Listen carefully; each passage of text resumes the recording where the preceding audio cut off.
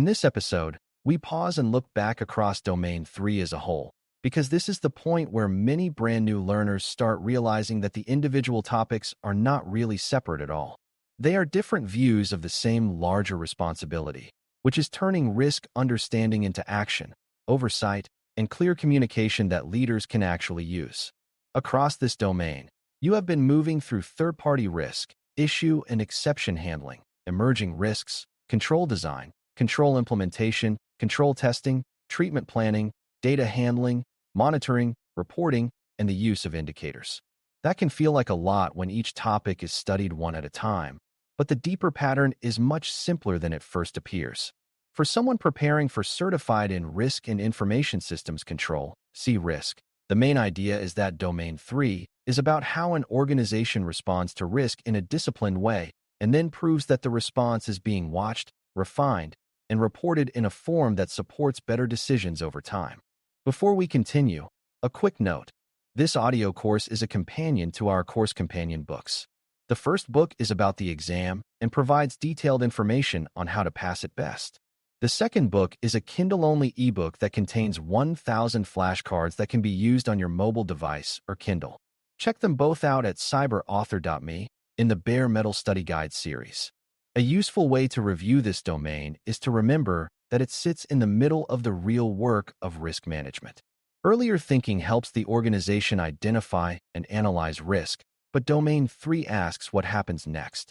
Once a risk is known, how is it handled, monitored, and explained? Once a control is chosen, how is it implemented, tested, and improved? Once an issue is found, how is it tracked, escalated, and resolved? These are not side questions. They are the practical questions that determine whether risk management exists as a living capability or only as a set of documents and meetings. For exam thinking, that means Domain 3 questions often reward the answer that shows structure, accountability, evidence, and ongoing oversight rather than the answer that sounds dramatic, technical, or reactive. If you remember that this domain is about disciplined response and reporting, many individual questions become easier because you stop chasing isolated facts and start looking for the most mature management behavior. One of the biggest takeaways from this domain is that known risk is not the same as managed risk.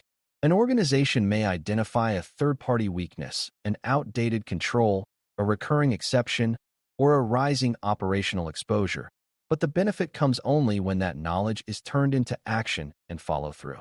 That is why the domain spends so much time on treatment plans, monitoring techniques, reporting methods, and indicator design. The exam is often testing whether you understand that awareness alone is not enough. Mature organizations assign ownership, set expectations, monitor results, validate evidence, and report meaningfully to decision makers.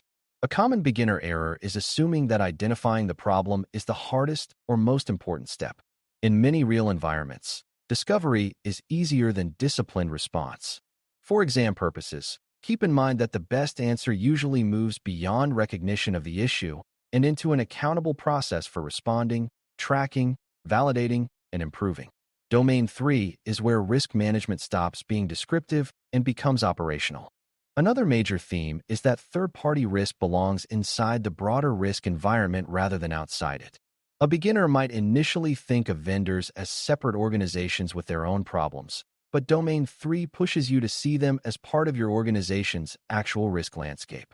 If a service provider fails, mishandles data, weakens performance, or becomes a hidden dependency, the damage still reaches your organization. That is why due diligence, contracts, classification, lifecycle monitoring, issue handling, and dependency awareness matter so much. For the exam, pay attention to answers that emphasize ongoing oversight rather than one-time approval. A vendor relationship is not fully managed because someone reviewed a questionnaire during onboarding. It must be monitored as the relationship changes over time. If you see a question about third parties, the strongest answer will usually involve business ownership, periodic reassessment, clearly defined expectations, and action when conditions drift outside acceptable boundaries. The exam often favors governance and continuity of oversight over superficial approval steps that sound neat but stop too early. Issue, finding, and exception management form another core thread, and the exam often tests whether you understand the differences among those ideas. A finding is usually the documented observation. An issue is the managed condition that requires response and tracking, and an exception is a formally approved departure from a required rule or control expectation. Those differences matter because each one leads to a different kind of decision. A finding needs analysis and ownership. An issue needs remediation, oversight, and validation. An exception needs authority, justification, conditions, and time limits. For exam thinking, be cautious about answers that treat exceptions like casual shortcuts or treat findings as if documenting them alone solves the problem. The stronger answer usually emphasizes formal review, accountability, compensating measures where needed, and visibility into residual risk. Domain 3 repeatedly teaches that mature organizations do not let known weaknesses sit in vague space. They classify them clearly, manage them through a defined process, and make sure the right authority is involved when risk is being accepted temporarily or in part. Emerging risks introduce another important lesson, which is that risk management cannot look only at today's stable and familiar problems. Organizations also need a way to notice change early, even when the data is incomplete and the full impact is not yet certain. That means looking at weak signals, using scenario thinking, assigning ownership for uncertain concerns, and deciding when provisional controls or oversight are needed before the issue becomes fully mature. This part of the domain is important for the exam because it reminds you that uncertainty does not eliminate responsibility. If anything, it increases the need for governance, monitoring, and thoughtful discussion. When you see exam questions involving new technology, developing dependencies, changing regulation, or unclear future exposure, the best answer is rarely total dismissal or total panic. Instead, look for the response that shows structured awareness, risk-based review, measured controls, and repeated reassessment. Domain 3 wants you to think like a leader who can manage ambiguity without freezing and without pretending certainty exists where it does not. Controls are central throughout this domain, and one of the key review ideas is understanding how to think about them in context instead of memorizing them as isolated labels. Controls can be preventive, detective, corrective, recovery-oriented, administrative, technical, physical, manual, automated, or hybrid. But those categories matter only because they help the organization choose the right safeguard for the right condition. Standards help define required baselines, and frameworks help structure the larger environment in which controls operate. For exam purposes, the strongest answer is usually the one that aligns the control to the actual objective and business context rather than simply selecting the most restrictive or most technical option. A control is not good because it sounds strong. It is good because it fits the risk, supports the process, and can be monitored and sustained. Domain 3 teaches that control maturity depends on design, implementation, testing, and improvement working together. The exam often rewards answers that show this full life cycle rather than answers that treat control choice as a single one-time event.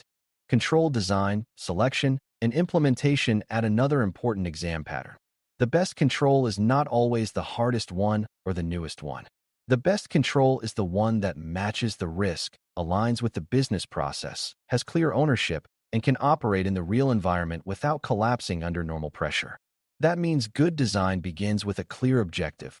Thoughtful selection considers proportionality and feasibility, and implementation requires communication, training, process fit, and validation. On the exam, be careful with answers that sound absolute, especially if they ignore business context or assume technology alone solves the problem. Many questions are really testing whether you understand that control quality includes adoption and sustainability, not just technical presence. If you are choosing between an answer that imposes a control dramatically and another that aligns the control with process, ownership, and evidence of operation, the second answer is often more mature.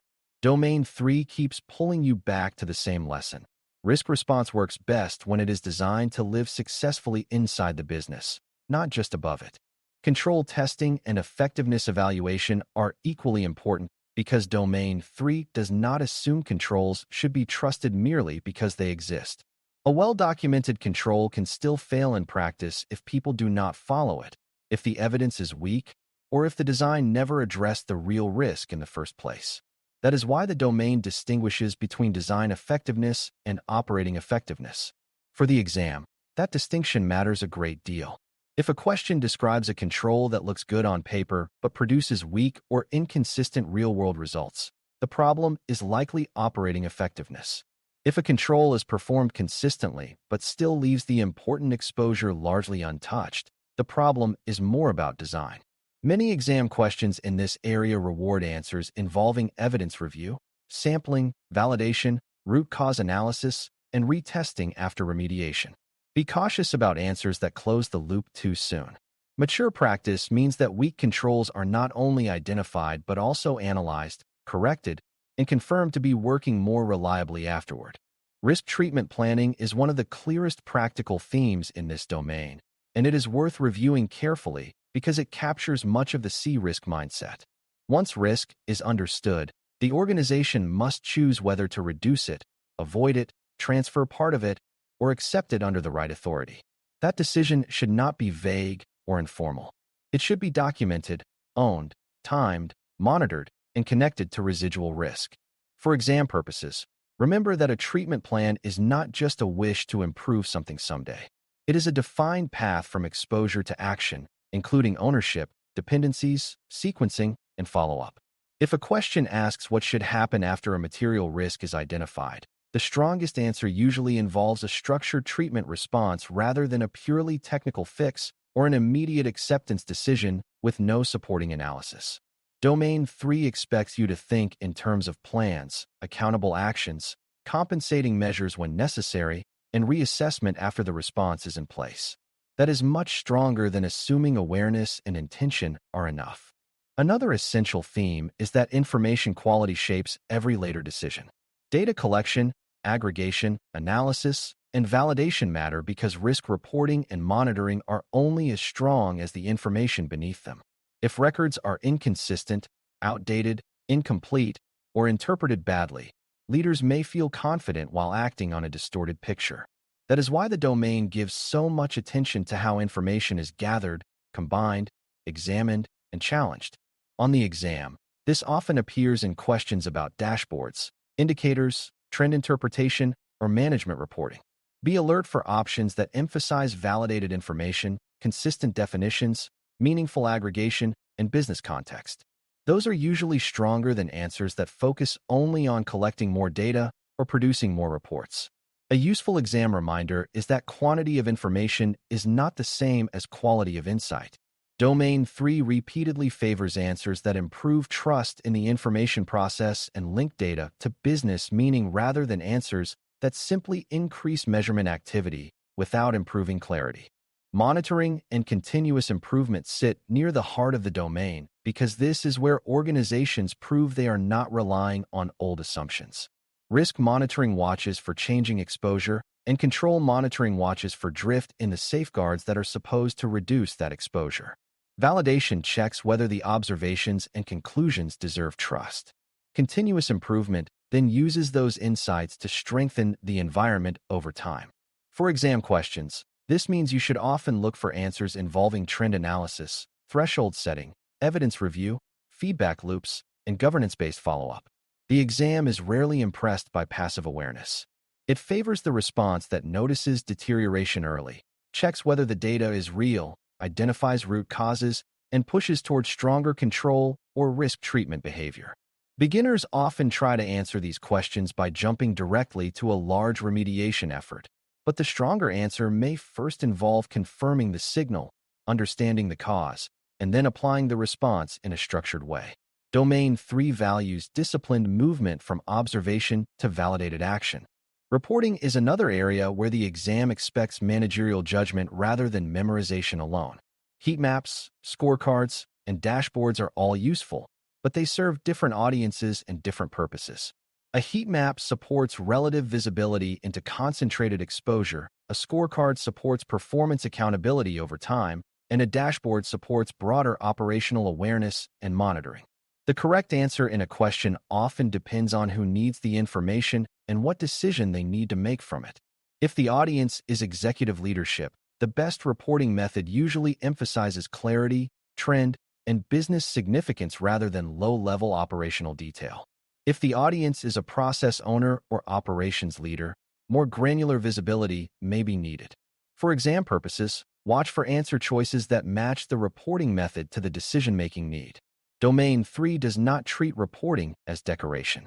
It treats reporting as a management tool, which means the strongest answer usually delivers relevant, validated, audience-appropriate information that supports follow-up rather than simply looking polished on a page. Indicators are one of the final threads tying the whole domain together, and this is where many learners benefit from a simple mental separation. Key performance indicators, KPIs, focus mainly on how well important processes are performing against expected goals. Key risk indicators, KRIs, focus mainly on how exposure is changing. Key control indicators, KCIS, focus mainly on whether critical safeguards are staying healthy enough to be trusted. These categories connect, but they are not interchangeable.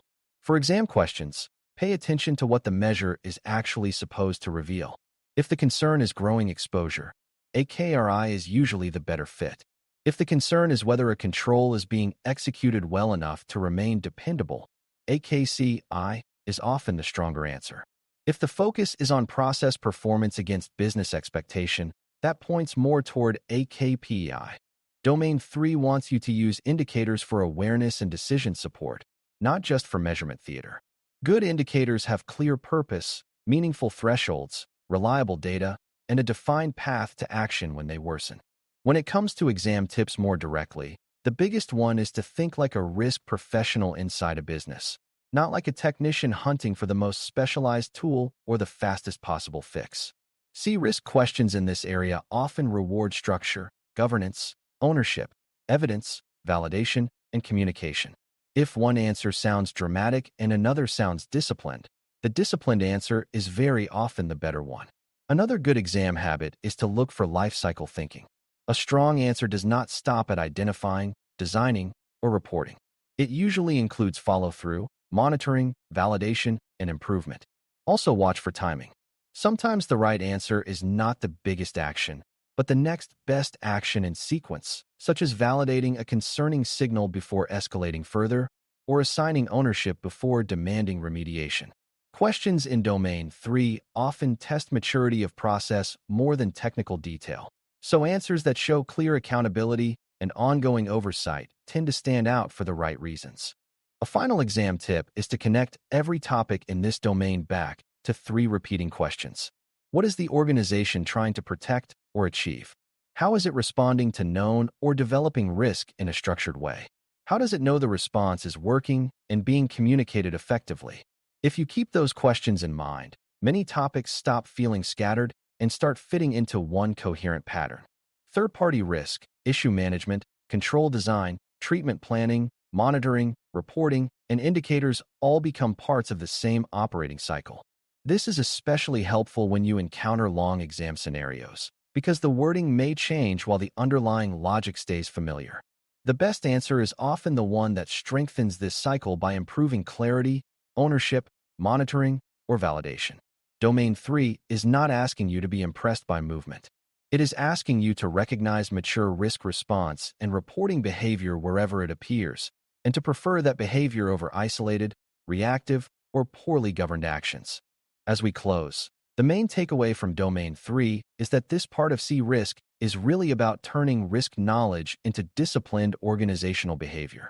It is where risks are treated, controls are brought to life, weaknesses are tracked, information is validated, monitoring is sustained, reporting is tailored, and indicators are used to support better timing and better decisions. If you remember nothing else for the exam, remember that mature answers in this domain usually involve clear ownership, business alignment, meaningful evidence, structured monitoring, and thoughtful communication to the right audience. That perspective will help you far more than trying to memorize every detail in isolation. The strength of Domain 3 is that all of its pieces reinforce one another, and the exam often rewards learners who can see those connections clearly. Once you understand that this domain is about accountable response, validated oversight, and useful reporting, the topics become much easier to organize in your mind and much easier to recognize on exam day. Thanks for listening. For more audio courses, daily newsletters, and more, please visit baremetalcyber.com.